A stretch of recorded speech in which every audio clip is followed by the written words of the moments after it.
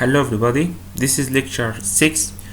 In this chapter we will speak and discuss the electric field in a material. Before we was speaking about the electric field of a stationary charge distribution in a free space. Now, as you know, the materials can be classified to three types: conductors, semiconductors, and insulators. Conductor, this is a material like copper, metal, which is conducting electricity. So there is electrons in the outermost shells of the atoms, which is move freely from one atom to another. Semiconductor is loosey dielectric, so it have some to you should apply some electric potential or field to be conductor. Insulators is dielectric, so the atoms captured its electrons with the high force in their orbits, so they can't be liberated in normal circumstances, except for even if there is some external electric field. So there is no free charge, free electrons, then there is no conduction, then there is no electricity. Okay, now the behavior of conductors under the electrostatic condition. Mainly there is free electrons that move until they reach equilibrium state, and there is no electric field inside the material, so no charge will be left inside the conductor. The distribution will be on the surface of the conductor. This happened in a small finite time. For example, for copper, we call it relaxation time. The relaxation time is about 10 to the minus 19 seconds, so it's very, very small. While for quarters, for example, it is 10 to the power 6 of the second. Now, suppose that we have the boundary conditions here. So we have this conductor here and this conductor here. This conductor, if we want to, and there is a dielectric, for example, the space or any dielectric. So if you take the circular curl of the the electric field on the line here, so we have the electrostatic field satisfied that the curl of the electric field is zero, and the electric and of course this will be zero.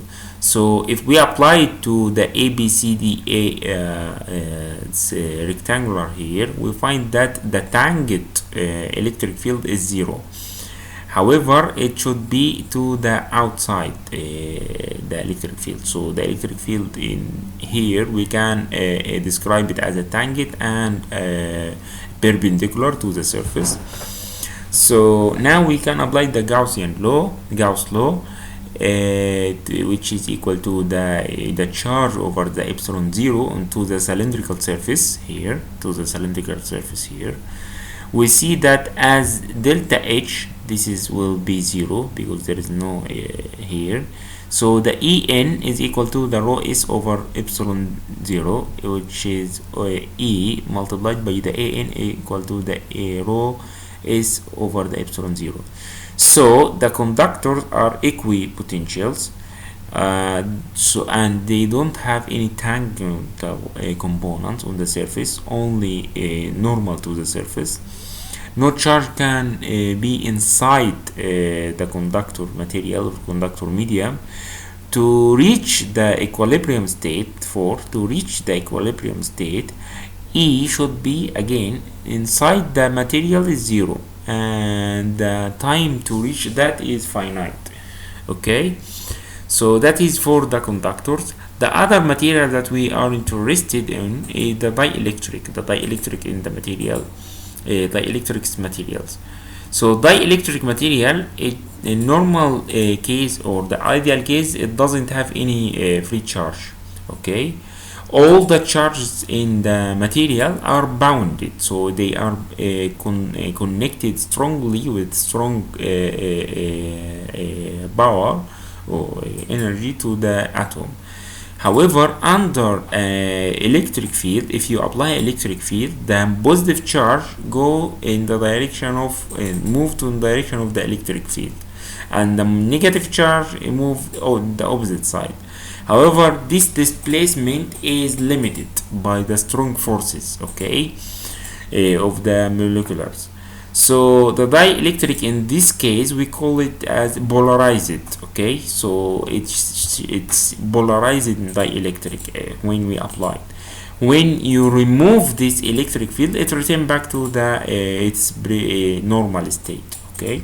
So in the polarization state, the dielectric produce an electric field, a small amount of electric field itself. So it should be the part of the total electric field is produced by the dielectric itself, and the rest is the electric field that applied from outside, okay. So polarization factor, here we assume that we have defined the electric polarization, or simply the polarization of a medium, by the limitation of the volume to 0 and delta B, okay. So take summation over all the point vector function over the delta V, the volume. So it is C dot M square over M cubic, so it should be C over M. So here in each volume element it has a direction of delta B, which is a dipole moment associated with the volume element, okay. The electric intensity, because of this polarization, you write the equation for the electric field intensity, and you see that there is two part here. There is one for in the surface and there is one for the volume, okay. So this one on the surface, here you have some charge here, this one and this one. This charge we call it the surface polarization charge density, and this volume, this we call it the volume polarization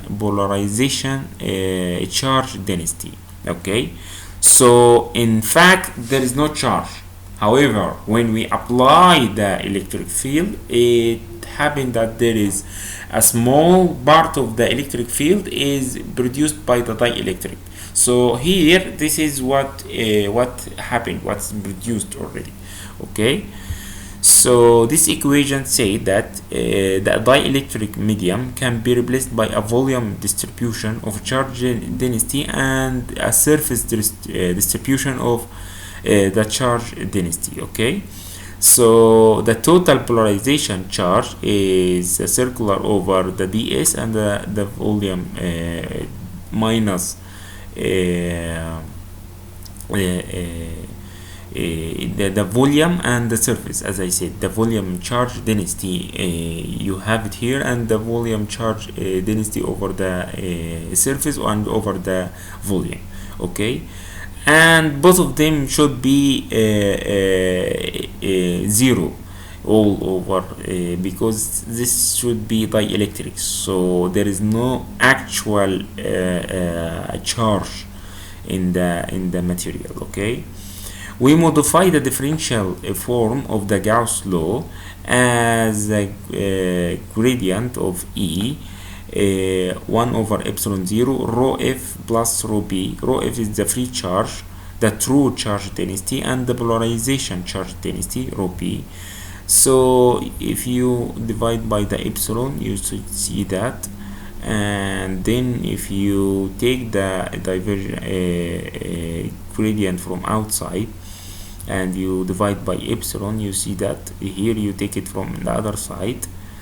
Here I remove rho b and I put minus delta b, yes, here, and then delta dot epsilon 0 e plus rho, it's equal to the free charge, the actual free charge. This is what we call it. This here we will name it as D, the electric displacement vector, or the electric flux density, and we use the unit C over m square. So delta d equal rho f, or the integration over surface d dot ds equal qf. This is Gauss law again. Okay, now we will define here some constants related to the dielectric.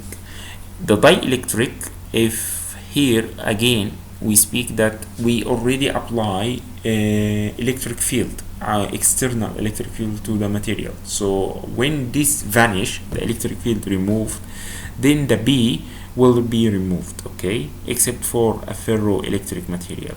This is the first question I asked you to in this lecture. What is the ferroelectric material and how it work? If we remove the vanish, if we apply electric field, what's happening? And if this applied electric field removed, what's happening? Okay, we will consider those material for which are in the same direction. We name it as isotropy. If they are not in the same direction, we name it as or anisotropic. See here, this is the P equal epsilon 0 zeta E. Zeta E is the electric susceptibility. Okay, so D equal E epsilon E plus P. This is from here, D. So you can put P here. The polarization, where is P? Yes, the polarization of the medium. P here in this work is the polarization. You should be aware of the symbols. So it's equal to D. This is equal to this equation. So we remove the polarization and put this again, epsilon zeta E. So we took epsilon 0 from outside, 1 plus zeta E multiplied by E. So we can define something else. We call it the permeativity of the medium, which is Faraday over M. Epsilon equal epsilon 0, 1 plus zeta. So then D is equal to E epsilon E. So all of this should be epsilon. And it's found that epsilon and zeta is independent of the electric field. So it is a material characteristic. So any dielectric in the world have a number for these two. Okay, so it's constant, and we name it, the material of this type, we name it as linear dielectric. So we can define another relative permeativity. This is permeativity, and this is susceptibility, and this is a relative permeativity, epsilon over epsilon 0. So this is independent again of the positive medium, and should said to be homogeneous. So if we have a medium or a material that's linear, homogeneous, and isotropic, we call it a simple medium. And ER of this symbol is a constant number, a single number. Okay, the second question today is, what is susceptibility? What is this name? What is this related or referred to? What is permeativity and what is relative permeativity? We have here, I speak about the equations and how we get this equation, how we get these numbers, but how actually what is the meaning of it and how they actually measure it experimentally. Here we say it's found experimentally. How they measure these values, these three values. Okay, this is the second question today.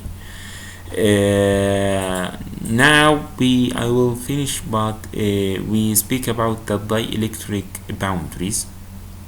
So consider the interface of these two dielectric material. If we have 1 and 2 dielectric material here with permeativity epsilon 1, epsilon 2, consider the surface. There is a surface charge here in the interference, this interference. Okay, here the same. So apply integration, circular integration over the length in the rectangular again, ABCD here in figure A. we see that there is electric field density here and electric field density here. Both of them can be expressed as normal and tangent. So E1 multiplied by dW, delta W, the displacement, and delta W, this is here, displacement over the chart here, and and plus E2 multiplied by dW. So you see here, if we move from here, so this is in field 2, so it is in negative side, so here it is in positive side.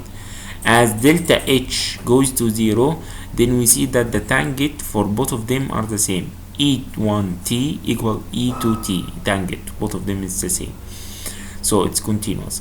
Apply the Gauss law on the cylindrical, and here the Gauss law on the cylindrical, we see that D1 minus D2 equal rho s, the surface charge.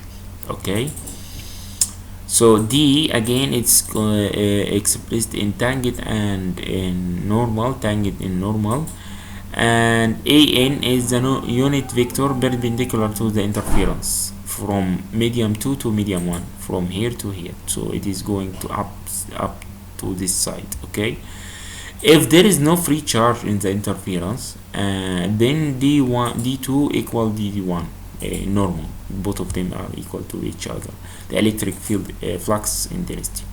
If one of these materials or one of these medium is conductor, then the for example say 2, then D in 1, the electric field intensity in 1 is equal to the surface charge. The other one has different work, so D2 n equal to T1 because of this here. Then for rho s equals 0, we obtain that epsilon 2 e to n, we just remove this and put this, okay, equal to the other one. Okay, so the normal component is discontinuous. Okay, so depending on the epsilon of the material, so the tangent is the same, however D21 tangent over epsilon 2 and D1t is over epsilon 1. Okay, so the tangent component of the electric pulse is discontinuous across the interference due to the difference in permittivities. Okay, so this can be very easily applied when you have different dielectric material close to each other and there is interference between each one of them. Okay, I kindly request that you should solve many problems by your hand. That's the way that you can and read the chapter from the book. So you have to read this chapter and solve some problems, then you can understand more clearly what's happening, how we can work with the material, with charge, what is the difference between the conductor, the dielectric, and how it's conducting the charge, how it's the charge on the top of the surface of the dielectric. Okay, that's it for today. Thank you for listening.